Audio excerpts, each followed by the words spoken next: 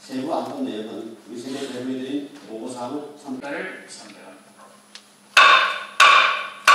아버지가 잠동사는요, 변학교 할아버지가 수차례 치셨어요. 대단히 좀 불행하고 안타까운 사례인데, 결국 할아버지는 돌아가시진 않고 병원에 마치고 경찰에 수사를 받게 됐어요. 재판까지 받게 됐어요. 그래서 재판에서 할아버지가 가족들과 함께 자기 아내를 봉쇄해라. 지금 정말 비극적이고 정말 안타까운 사연입니다. 두 번째 사연입니다.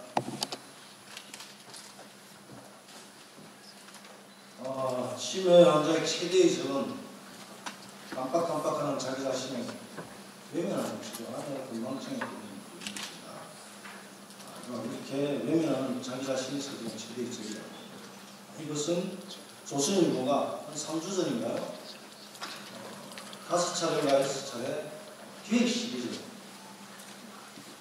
3, 4면 2면에 걸쳐서 대서 특별을 하면서 조선일보 치매 시리즈로 이렇게 나왔습니다. 흔히 주부들이 많이 겪는 것이죠. 이 주부도 보니까 접근통, 저는 접근통장이 없습니다. 이분은 접근통장이 있나 본데 외출 전에 한참 휴대폰 찾는데 나중에 보니까 냉장고 안에 휴대폰이 들어있는 거예요. 그런데 우리는 내가 깜빡깜빡 건망증이 요즘 왜 이렇게 심하지? 이렇게 생각할 수가 많죠, 사실은. 대단히 거의 기하급수적인 전가수세라고 해도 될 만하죠. 충격적인 전가수세입니다. 치매 전가수세가. 그 다음 고령자의 치매 환자 생각을 한번 생각해보겠습니다. 파란색은 국내의 용인 연구수입니다. 그리고 붉은색은 치매 환자 수죠. 현재 2008년 기준 500만 명 정도가 우리에게 있는 것입니다. 그리고 2012년에는 589만 명으로 600만 명에 육박을 하고 있습니다. 치매 환자 수가 42만 명 정도 되죠. 2012년 589만 명이었을 때 치매 환자 수가 53만 4천 명입니다. 4년 만에 10만 명 이상. 5대 만성질환 우리가 하냐면 질환의 진료비보다 치매의 진료비가 가장 높은 것이 2010년에 8조 7천억이 사회적 비용으로 추산했고 2020년 18.9조 원, 그리고 2030년에는 38.9조 원으로 추산을 하고 있습니다. 10년마다 2배씩 증가하는 것으로 추측이 됩니다. 사실 이거보다 더 훨씬 증가할 수 있는 거죠. 그래서 우리나라의 치매에 대한 사회경제적 비용이 거의 어마어마한 천문학적인 수치로 치매의 사회적 경제적 비용이 증가합니다. 국가의 제2차 치매관리종합계획 작년 7월에 발표한 자료를 보면 정부에서는 첫 번째로 치매에 대해서 이제 조기 발견 및 예방 강화, 두 번째 맞춤형 치료와 보호합니다. 그리고 인프라를 구축합니다. 치매 전문의 양성, 치매 의료화 강화, 치매 환자 종합 데이터베이스 보완, 그리고 네 번째로 가족 지원 및 사회적 소통.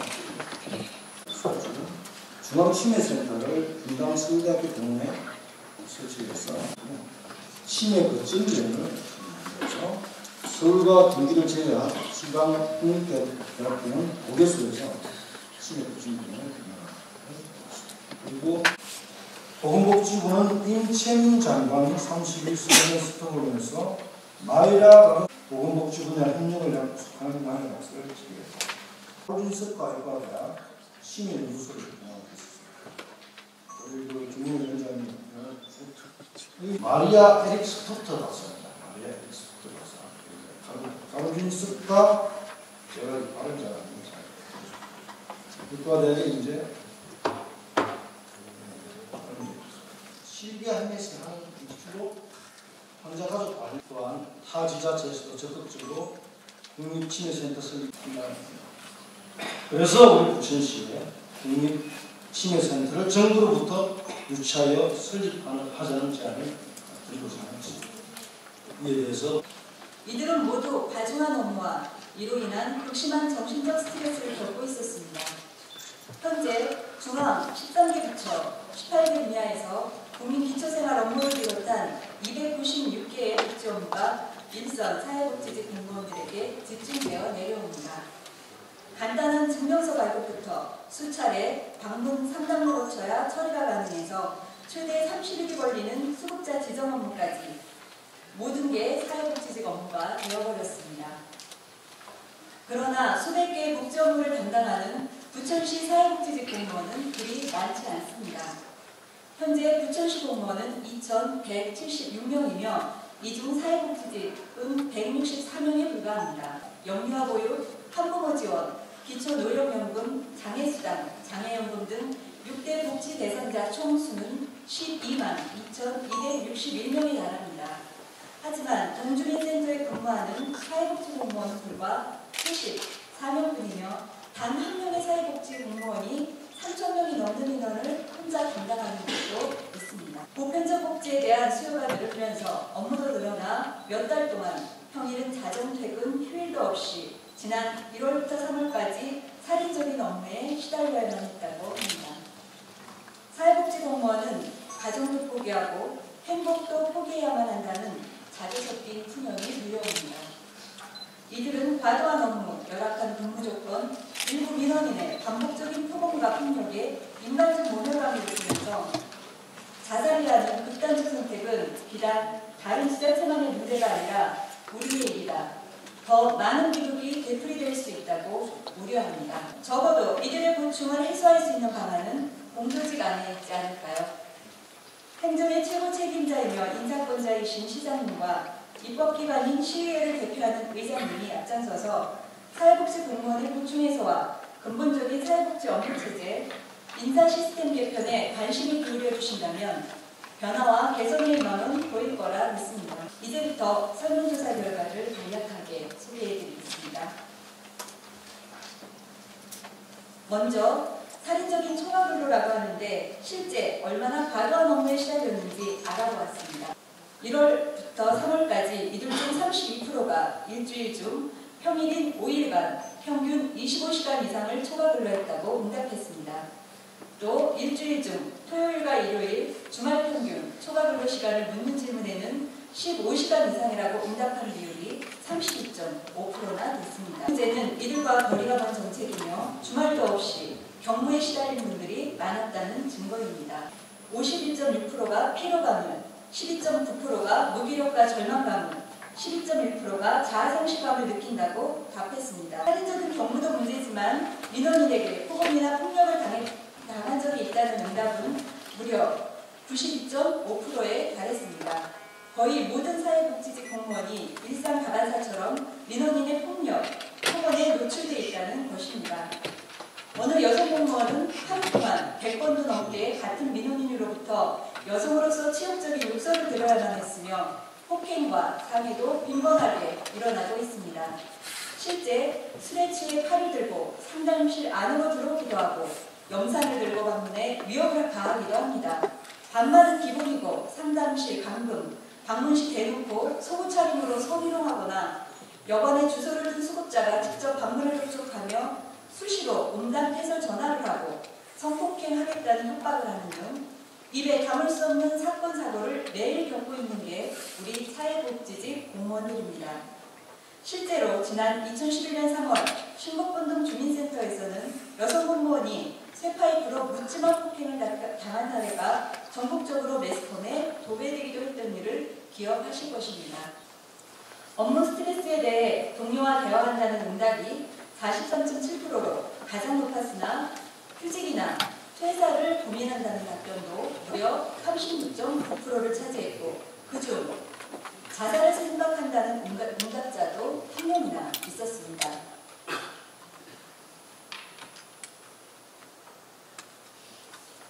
민원인과의 갈등 상황에서 대응 방법을 물었습니다. 주변인에게 도움을 요청했다는 답변이 27.7%, 회피 22.7%, 녹취 및 경고 18.8%, 기관 신고 5.4% 순이었습니다. 그런데 기타 의견이 무려 25.9%로 높게 나왔습니다. 사실상 특수무책으로 그냥 당하고 있다는 있다는 의견 등 대응 방법이 딱히 없다는 무기력감이 팽배해 있는 것입니다. 다음은 민원인과의 갈등 상황에서 주변 공직자로부터 도움을 받은 적 있느냐는 질문에 76%가 그렇다고 답했지만 만족도는 5.43%에 불과했습니다. 대부분 여직원이라 도움이 못 된다, 각자 업무가 바빠서 요청해도 소용없다, 다른 사람도 무서워한다, 신고해도 소용없다 등의 답변이 있었습니다. 긴박한 상황이지만 정작 공직 자체도 이들에게는 심리적인 스트레스 해결을 위해 전문가의 도움을 받을 의향이 있는지를 물었습니다.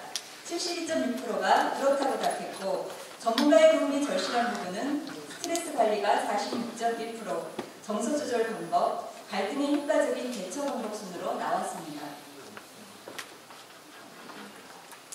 마지막으로 동주민센터 복지공무원 수는 적정한가라는 질문에 그렇지 않다는 답변이 무려 93.2%였습니다. 그렇다면 적정 인원은 몇 명으로 생각하느냐는 질문에 평균 4.12명이라는 답변이 나왔습니다.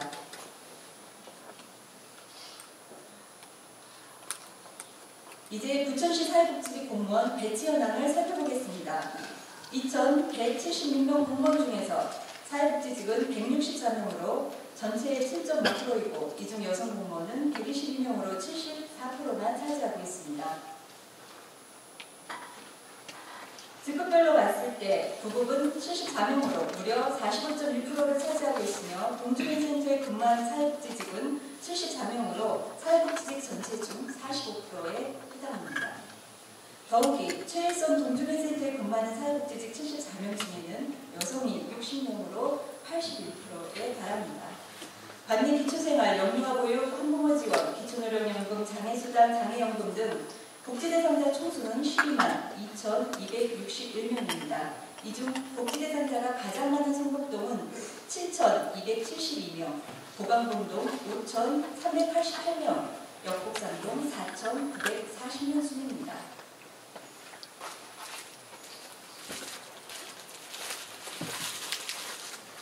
사회복지직 공무원이 혼자 근무하는 분이 무려 11개 동이나 된다는 점을 생각하면 적어도 2,000명이 넘는 복지대상자를 한 명의 사회복지직 공무원이 모두 책임지고 있다는 게 현실입니다.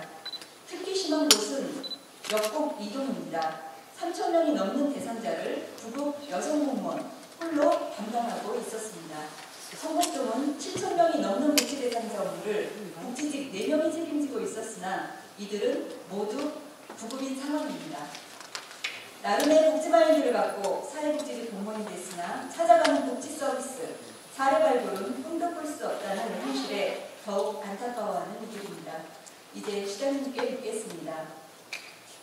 사회복지직의 연이은 자살로 인해 여러 지자체장들은 직접적인 대화의 자리를 갖고 고충을 들었다고 하고 몇몇 지자체에서는 구체적인 대안을 마련하는 등 발빠른 대처를 하고 있습니다. 일례로 박원순 서울시장은 사회복지 전담 공무원 여건 개선을 위해 들을 총자의 청체 토론회를 개최해서 사회복지 현장의 목소리를 직접 청취하고 개선안을 마련하는 등 적극적인 소통 행정을 펼치고 있습니다. 부천시는 지금껏 사회복지직 공무원의 과도한 업무에서 그로 인해 어떤 노력을 했는지 구체적으로 밝혀주시기 바랍니다. 아울러 행정조직 개편 계획, 복지인력 확충 방안, 동주민센터 업무 환경 개선 방안, 복지 담당 및 민원 담당 공무원 사기 진작 방안을 마련했다면 구체적인 실행 계획에 대해 답변해 주시기 바랍니다.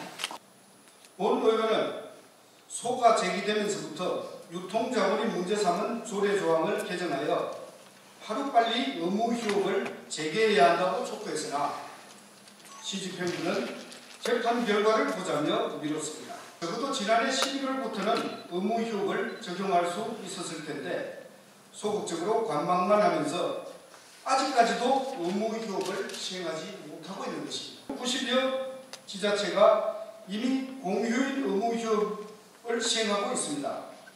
너무나 소극적인 행동을 한 것입니다. 재래시장과 중소상인들의 생존권 보호에 대한 시장의 의지가 의심스러운 대목입니다. 7호선 개통에 맞춰 많은 예산을 들어 들여서 정비를 하기도 했습니다.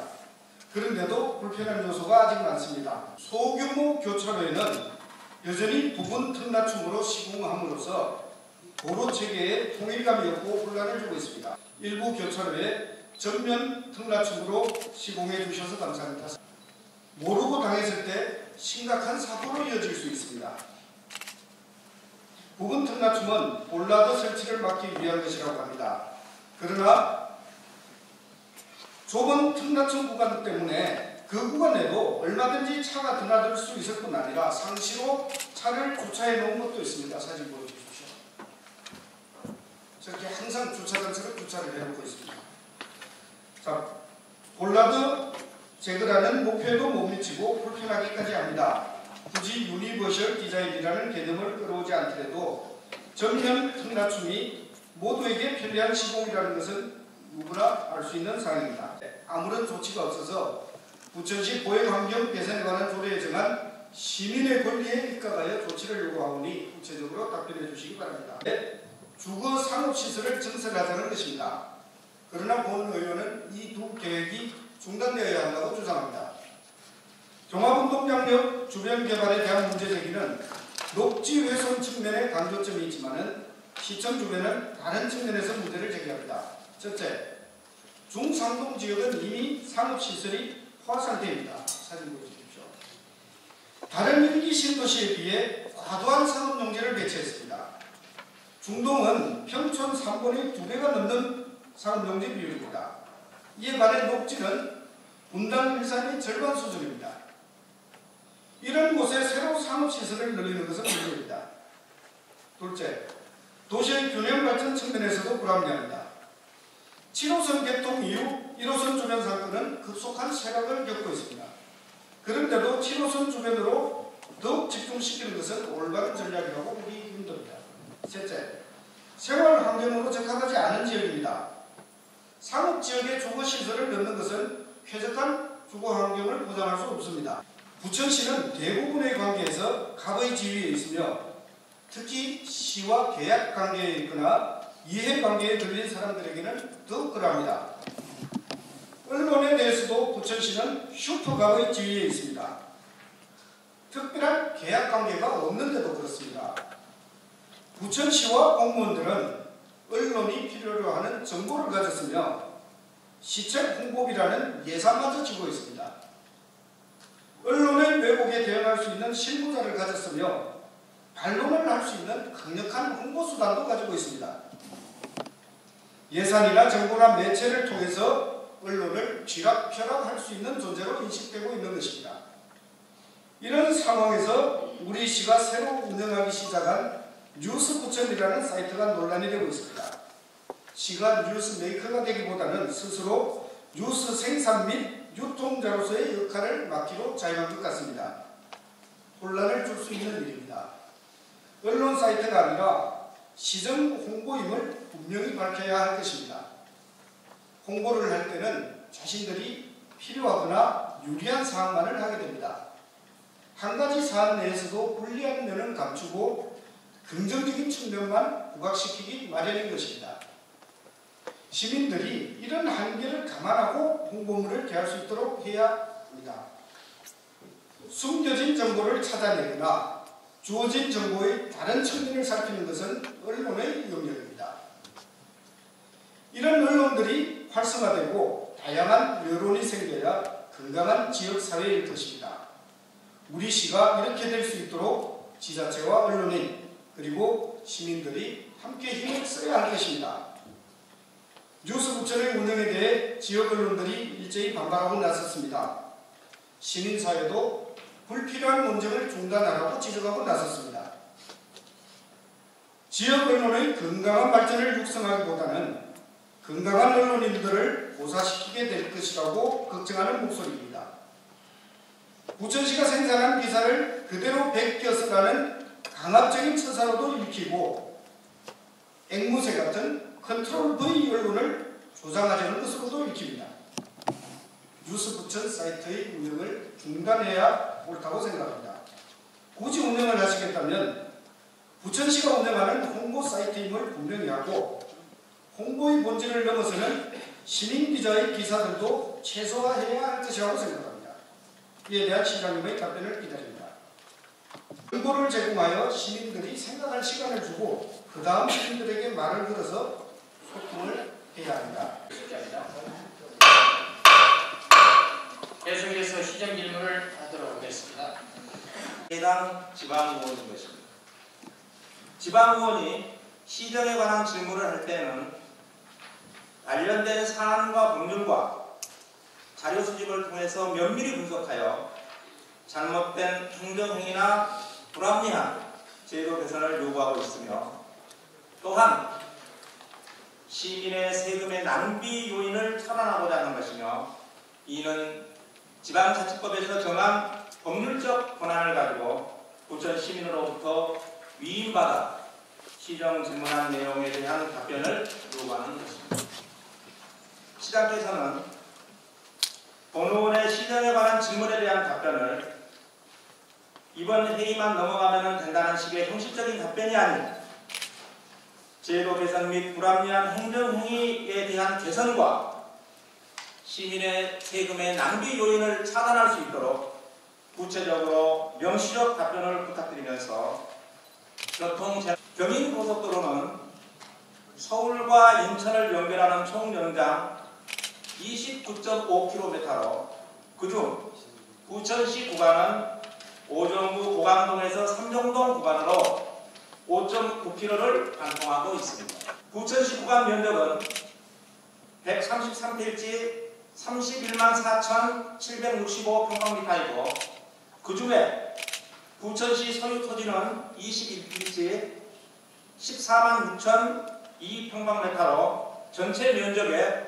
46%가 부천시의 소유 토지인 것입니다. 2월 25일 개통하여 고속도로 이용자에게 현재까지 통행료를 징수하고 있으며 통량은 약 14만 대로 우리나라에서 두 번째로 차량 통행이 많은 고속도로입니다. 경인고속도로 총 면적 중 부천시 소유 토지에 대해서 44년 동안 부천시 재산을 무상으로 사용하고 있습니다. 국토계획 및 이용에 관한 법률 제65조 개발 행위에 따른 공공시설 등의 기소에 관한 법률에도 도로관리청인 국토교통부나 국가공기업인 한국도로공사의 무상 귀속의 법적 근거는 없습니다. 그간 44년 동안 한국도로공사는 부천시 소유 토지를 무상으로 사용하면서 고속도로 이용객들에게 통행료를 징수하여 막대한 이익을 챙기고 있었습니다.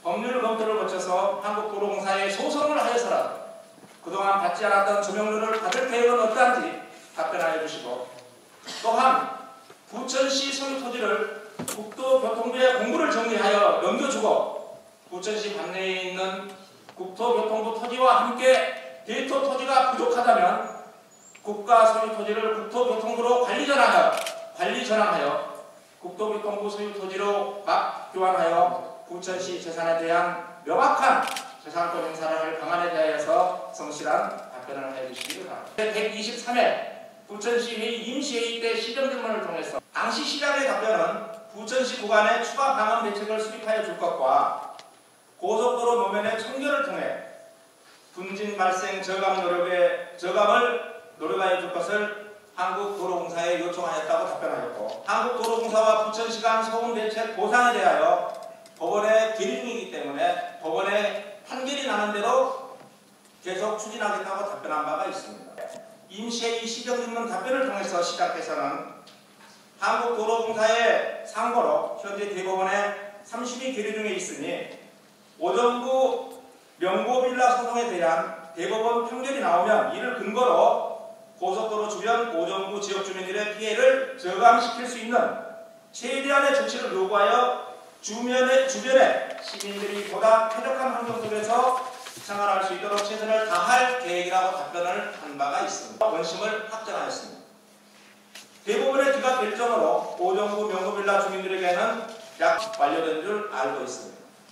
그 후 부천시는 경인고속도로 주변의 환경 문제에 대해서 아무런 조치를 취하고 있지 않았습니다. 그러다 2013년 3월에 오정구 고강동동 555번지 주변 주민들로부터 경인고속도로 교통소음 진동 피해 민원을 처리하여달라는 민원 제기에 부천시는 소극적으로 한국도로공사에 협조 공문 한 장 달랑 보냈고, 한국도로공사에서는 경인고속도로 사업시행 이전인 1990년 1월 4일 도로구역 변경 결정 고시 이후인 주택들이 1992년 이후에 사용 승인이 된 주택이기에 다음 대책을 해줄 수 없다는 답변을 받고 부천시는 아무런 후속 조치를 취하고 있지 않습니다. 증가를 보여서 하루 신월 부천간만 약 14만 대 이상이 이용하고 있습니다. 이로 인해 발생되는 소음이 고속도로 주변 5정부 관내 주택가에는 1층 소음 축정도에 의하면 70dB를 상회하고 4층의 경우에는 88dB까지 나타나고 있으며 24시간 연중 지속되고 있습니다. 또한 진동 측정도 44dB 이상이며 소음과 마찬가지로 1년 내내 진동 및 분진에 시달리고 있습니다. 전문가의 의견에 따르면 허용치에 미달되는 경우라도 속도의 진동이 가해질 경우에는 현실적으로 살고 있는 건물의 주택의 수명에 문제가 된다고 합니다.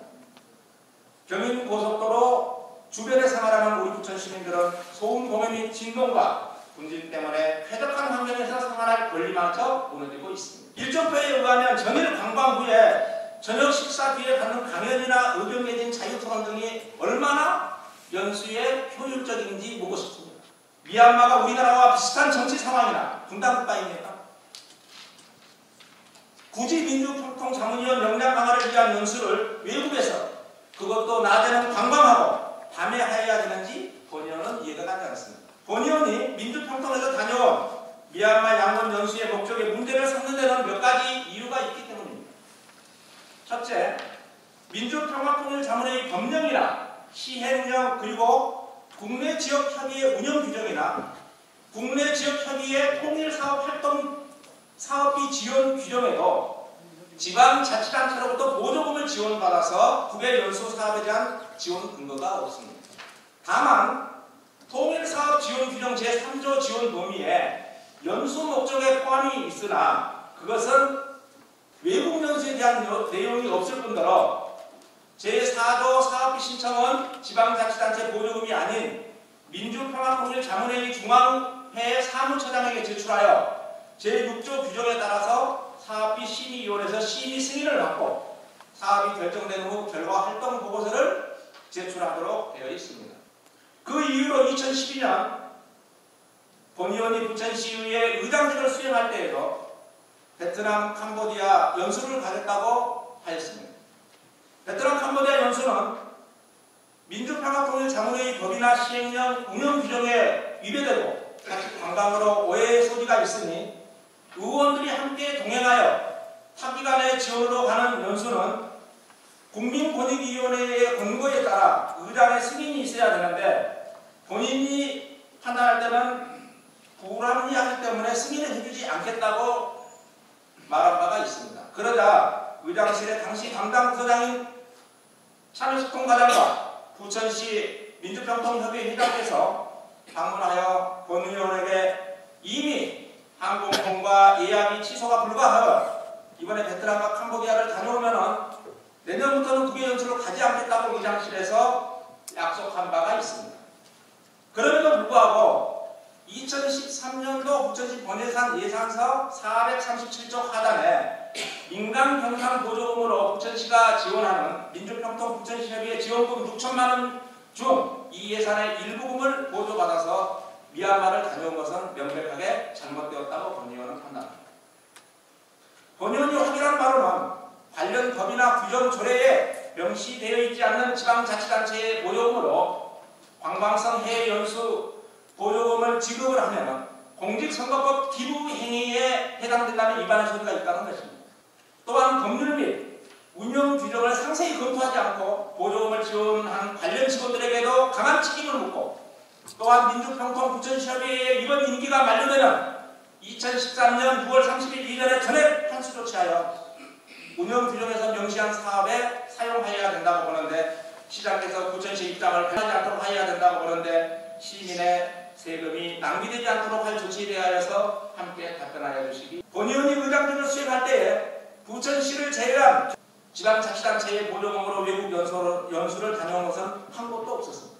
시장께서는 다른 변명으로 일관하거나 보조금 환수 조치를 미이행 시에 본의원은 예산 낭비 사례에 대한 공익감사 청구 요건인 19세 이상 부천시민 300명의 서명을 받아서 감사원에 부천시 예산 낭비 공익감사 청구를 하겠다는 것을 알려드리니 성실한 답변을 부탁드립니다. 이동 보호관찰소 이전과 관련한 질문입니다. 법무부 보호관찰소 부지는 국유지로서 오래전부터 본래 위치가 상2동 559-5번지로 되어 있습니다. 그럼에도 불구하고 시유지인 상동 463-2번지로 변경하고자 합니다. 변경하고자 하는 당사자, 즉 주체가 도대체 누굽니까? 시장입니까? 그렇다면 그래야만 하는 당위성이나 타당한 경위를 주민들이 이해할 수 있도록 시장께서 소상히 그리고 분명히 밝혀주시기 바랍니다.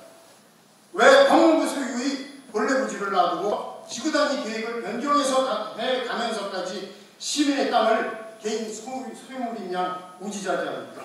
그래도 시민이 시장입니까? 누가 부여한 권한입니까? 해당 주민들이 두 눈을 부릅뜨고 듣고 지켜보고 있습니다. 주민의 생존과 관계된 재산권 보호는 시장의 제일 책무가 아닙니까? 지난 2012년 9월 17일 제181회 임시회를 통해 보호관찰소와 관련하여 본의원이 시정질문한 바 있습니다. 내용은 왜 국유지인 상이동의 법무부 소유 보호관찰소 본래 부지를 시유지인 상동으로 변경하는 이유가 무엇인가를 말입니다. 시장은 이렇게 답변했습니다. 쾌적한 주거환경을 침해할 수 있다는 사유로 아파트 자치회와 인근 주민들의 반대 성명 운동 등 계속적인 반대로 건립 추진이 지연되고 있다고 말입니다. 존경하는 부천 시민 여러분, 주민이 어디에 거주하는가에 따라 시장이 지역차별과 주민들의 갈등과 분열을 조장하고 있다고 생각되지 않으십니까? 본의원의 질문에 대해 다시 한번 강조합니다. 보호관찰소 원리 부지인 본래 상 2동 559-5번지 부지를 변경시킨 주체가 누구인지, 그 경위는 어떤 것인지, 본래 부지가 왜 부적합한지 그 근거와 시장과 집행부가 나서서 대체 부지를 마련해야 하는 이유가 무엇인지를 주민의 입장에서 납득할 수 있도록 소상하고 분명히 그리고 책임있는 답변을 해주시기 바랍니다. 보호관찰소에서는 대상지를 자체 조사하여 교통이 편리하고 접근성이 원활한 소란공원 부주차장에 건립할 수 있도록 요청해왔다고 답변했습니다. 보호관찰소의 요청이 있었다는 것에 대해서도 분명한 근거와 책임있는 답변을 요청합니다.